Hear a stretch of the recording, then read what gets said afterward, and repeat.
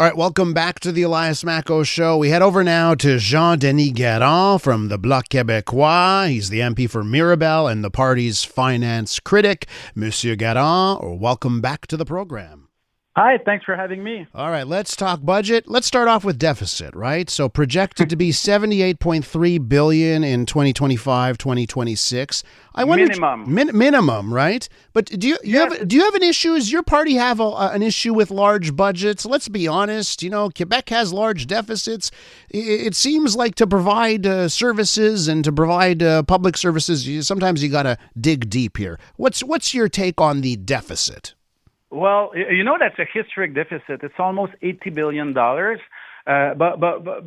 we have to be careful about that because the government in the budget, the government says that they're going to be able to find $50 billion over 5 years of savings. But out of that, they were able to only identify 1/5 of that. And within the 1/5, it's not really identified. They're not even sure how they're going to implement that. So if you read the budget, and it's very hard to read this budget. They change the accountancy rules. It's not transparent. It's a hard read. But when you go through it carefully, then you realize that for almost every department of the government, there's a line that says savings. And they can't tell you what they're going to do. They put a bunch of examples, but the civil service, we asked questions to the highest civil servants, and they told us, we don't really know how we're going to achieve that. So 80 billion is the minimum that they will achieve. There's a good chances that might be 5, 6, 7, 8 billion more. So you had your party had a plethora of demands of the federal government, of Mark Carney and the Liberals, leading into this budget. It seems like they didn't listen to any of them. I don't know if that's accurate or not. Maybe they did listen to a few things, but as for your demands, what if anything ended up in this budget? Sometimes people said, the Bloc, you had 6 demands. That was a lot, which it wasn't, by the way. It was a bit, and we've discussed that before together, a bit over $6 billion. And people say you had demands, and 6 that was a lot. But when we look at the budget, they didn't satisfy 5, 4, or 3 of them. They just said no to all of our demands, and we call them Bloc demands. But in reality, they really were aligned with the priorities of Quebecers. Those same Quebecers who say we don't want an election, those same Quebecers also say we want health transfers. First buyers are worried that they won't be able to buy a house.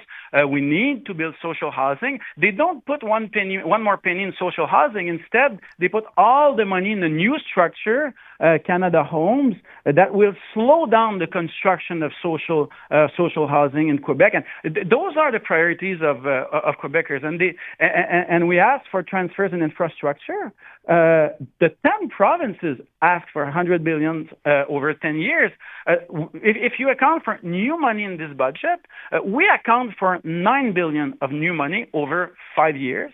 The Quebec government, because it's, as I said, the budget is hard to read, it's not very transparent. The Quebec government says there's $22 billion of new money, but you're not even close to what's needed to build proper infrastructure to, in the end, be able to build homes.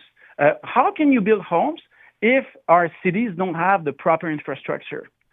And we're just out of a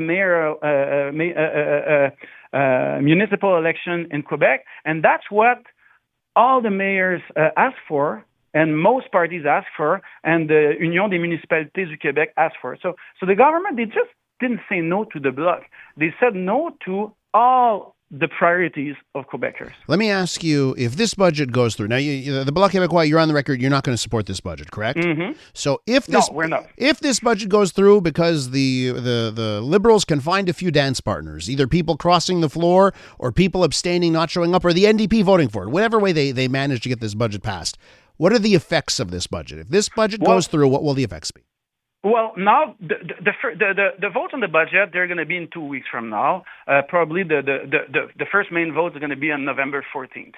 Now, we've always been constructive in our way of working. We published our demands a month ago, and we're going to table an amendment to the budget to give them another chance to respond to the priorities of Quebecers. So we'll table an amendment, and then we'll see how the different parties will vote on this amendment that, again, will be aligned on what Quebecers want, what the government of Quebec asks for, and more widely, I'd say, on what all the provincial governments ask for. Is there anything in this budget that you like, that maybe surprised you and said, hey, there's a good idea there? Anything? I mean, look, it's a book of like almost 500 pages, so that would be dishonest to say everything is bad in there. I've been reading budgets for 25 years, and I've never seen one of them where the whole thing was all bad. That's why we set up priorities, because you don't want, there's something the Americans call pork barrels or specific projects that are good for the regions.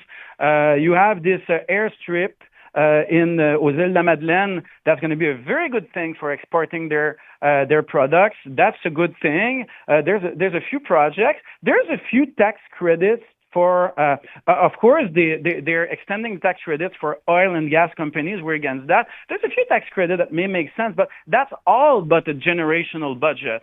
I mean, the finance minister, François Philippe, I know him quite well. He has this natural tendency to exaggerate everything. And I think he's been exaggerating it so much about the fact that would be generational, that would be a budget that's as important as the post-war budget of 1945. During his speech, we were at the fall of the Berlin Wall and nothing less.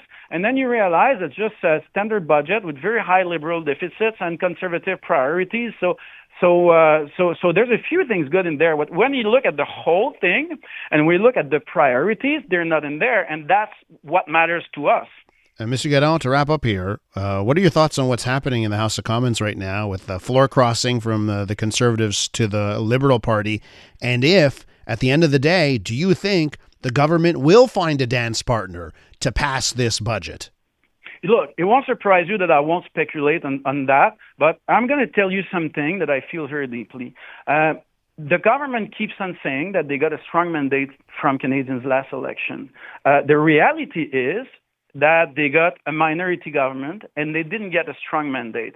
So what they're trying to do now, apparently, is to table some sort of conservative budget to maybe attract conservative MPs, and it actually shows that they didn't get a strong mandate from the population. And I think that it would be very highly undemocratic for them to end up eventually ruling as a majority government when Canadians and Quebecers made it very clear at the last election, crystal clear, that they needed to stay under check by the opposition, and that's what worries me. We're going to have to leave it there. Mr. Garon, always a pleasure. Thanks for coming on. My pleasure. Bye. Jean-Denis Garon is the Bloc Québecois MP for Mirabel and the party's finance critic. I'm Dylan Playfair. And I'm Tyler Smith. We're putting loneliness in the penalty box by talking to some of our favorite athletes about the importance of friendship. This is Bromance. Bromance is brought to you by Charm Diamond Centers, proudly Canadian-owned and operated. Charm has been part of your love stories and bromances for over 50 years. And you can find Bromance on the iHeartRadio network or wherever you get your podcasts.